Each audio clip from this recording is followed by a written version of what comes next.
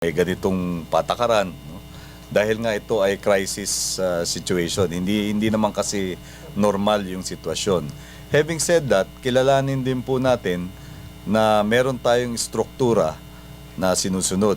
At ito pong strukturang ito ay yung Disaster Risk Reduction and Management structure, no? Na kung titignan po natin sa local level, no? Halimbawa do sa lugar na tinuturing natin, yung mayor po ang itinatalagang chairman noong Local Disaster Risk Reduction and Management Committee. Kaya nga po sinisikap ng mga pambansang ahensya na pahusayin yung pakikipag-ugnayan sa kanila at yung paghimok din sa kanila, no, na sa habang ginagampanan nila yung kanilang mga tungkulin, ang mananaig talaga ay yung pagturing sa kahalagahan ng paghahatid ng kagyat na pagtulong, no? Na kung pwede ay isang tabi na kung ano pang mga usapin, no, na dyan, sapagkat sa panahon naman talaga ng krisis, ang dapat na mamayani ay yung tunay na diwa ng bayanihan, no? At hindi na dapat ito maging masalimuot o hindi na dapat na mahaluan pa ng ibang mga issue na wala namang kinalaman dun sa tuwirang pagtulong. Sir, so yung nangyari sa Maribohok, hindi ba maging setback at ma-discourage yung iba na interesado rin na gustong tumulong pero baka ma-turn off dahil sa hidwaan na ito? Kaya nga po, puspusan po ang pag-ugnayan ng ating pamahalaan sa lahat ng sektor. Pinapaunawa sa kanila yung kalubhaan ng sitwasyon at yung kahalagahan na magtulong-tulong po lahat. Ina? Hi, sir. Just a short follow-up kay Bombo. But would the palace prefer that organizations that want to provide relief assistance na i-course through sa LGUs ba? Or can they distribute on their own? I mean, can the LGU stop private organizations or other organizations from conducting relief operations? Yung pong, ang tingin ko lang po ganito, no? Hindi po madaling magsumagot dyan ng black and white kasi nga po malayo naman tayo doon sa ground, no? Nandito tayo sa comfort ng ating opisina rito, baka maging masyadong theoretical yung ating sagot. Doon sa ground level kasi may dynamic ganap doon, no? Kaya nga pong sinabi ko lang, ano man yung dynamic na yon, hindi dapat na maging dehado, no, o naantala pa yung paghahatid ng pagtulong. Siguro yun ang pinaka-importanting batayan, no? Paano ba maihahatid yung epektibong tulong sa pinakamaraming mamamayan sa pinakamainam na paraan, no? Sana po ito ang maging gabay, no, ng ating mga opisyal at ng ating po mga organisasyon, no, para po pagtulungan doon sa ground level, no? At sabi ko nga po kanina, yung pong mga responsible national government officials, halimbawa po ay regional directors ng DSWD, yung pong DPWH, DOH, yan po ang focus ng kanilang mga efforts, no, to make sure that government assistance, private sector assistance is channeled in the most efficient way. And the welfare of our people is not jeopardized further. Dahil malubha na nga yung sitwasyon na nasalanta na sila, no? na puwersa silang lumika sa kanilang mga tahanan, dapat lang ay tulungan talaga silang makabalik doon sa normal na pamumuhay nila sa lalong madaling panahon. Questions from Kapusos, Lay Alves, and then Kimberly Tan. Sir, yung ano po ba, yung unused na PDAF, pwedeng i-convert into savings? Meron pong mga pahayag na dyan, ano? At meron din naman po mga pananaw na maaring ito ay apektado noong pagpigil, no, na inilabas ng Korte Suprema. Ang batayan lang po ng ating pamahalaan dyan ay yung batas. Makakatiyak po tayo that we will exercise due diligence and we will comply with all existing laws, no, and procedures po, no, na dapat sundin para po tiyakin na ang paggamit ng pondo ay nasa tamang lugar at nasa tamang paraan. Kino-consider po natin yung buong konteksto na meron pong legal challenge dyan at kinoconsider din lahat ng mga applicable laws, no, na nagbibigay ng otoridad sa paggastos ng pondo ng bayan. So pag-aaralan pa, sir? Hindi, ibig ko lang sabihin, doon sa gagawing pagkilos, do kung saan man ito kukunin, no, kung anumang paraan ito gagamitin, tinitiyak po ng ating mga opisyal na ito ay naaayon sa batas at hindi po tayo lalabag sa batas. Sir, another issue. Nagiging viral po ngayon sa internet yung picture po sa NAIA. Reaction, sir, from the palace. Pauubayan na po natin yan sa kinauukulang ahensya ng pamahalaan na kinabibilangan ng mga nakunan ng larawan. Kimberly.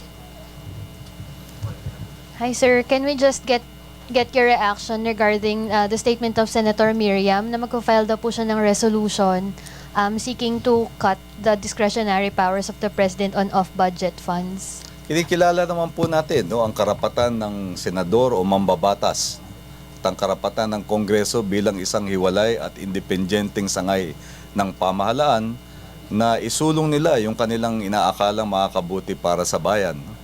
At matalino naman po ang ating mga mamamayan, pwede naman po yan talakayin sa mga public fora at mapapagpasyahan naman po yan sa maayos na paraan.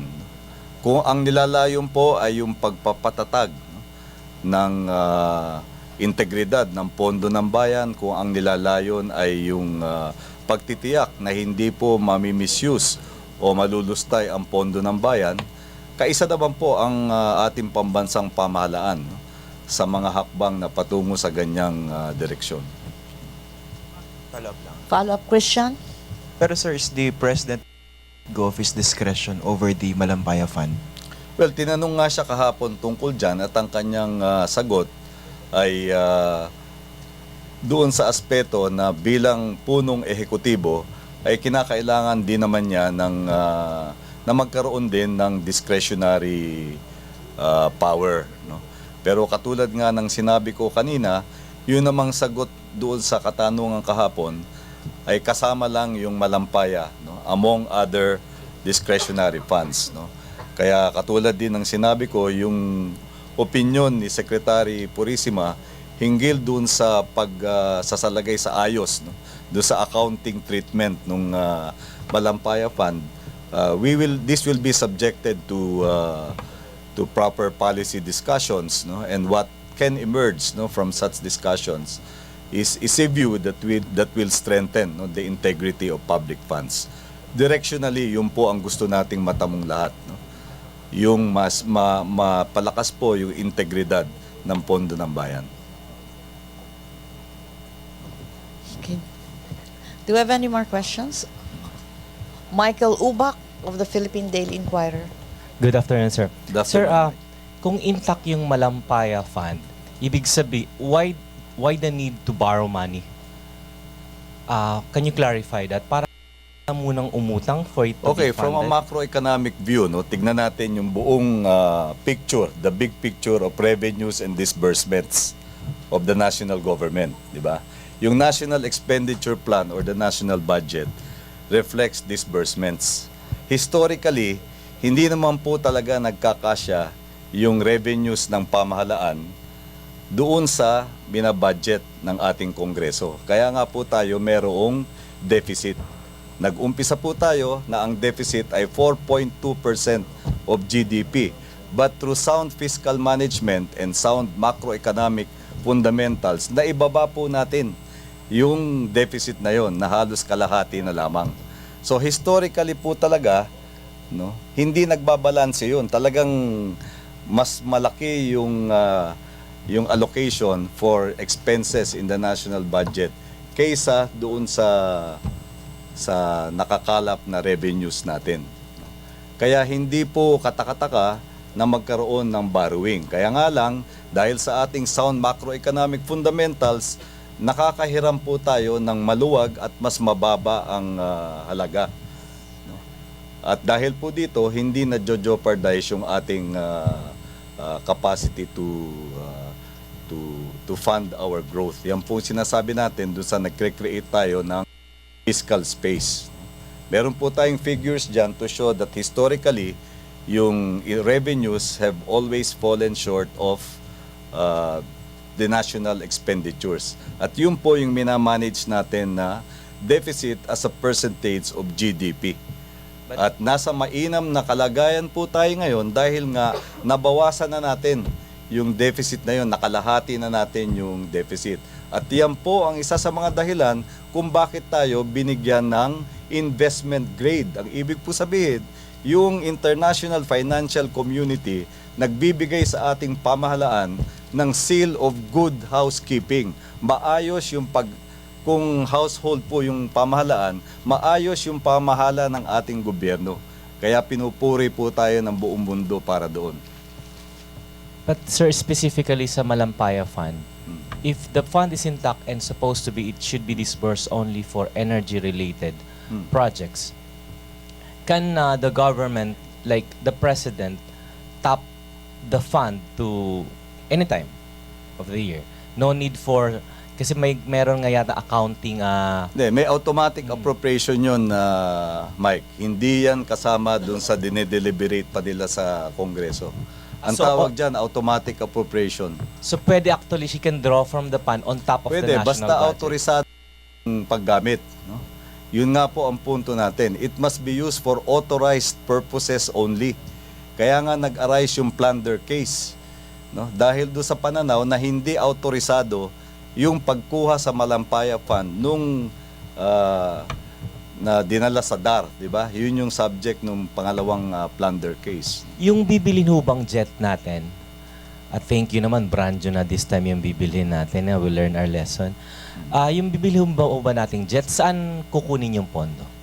Meron po tayong mga autorisadong sources of funding niyan, no? Para po maganap niya. Meron po tayong AFP Modernization Program.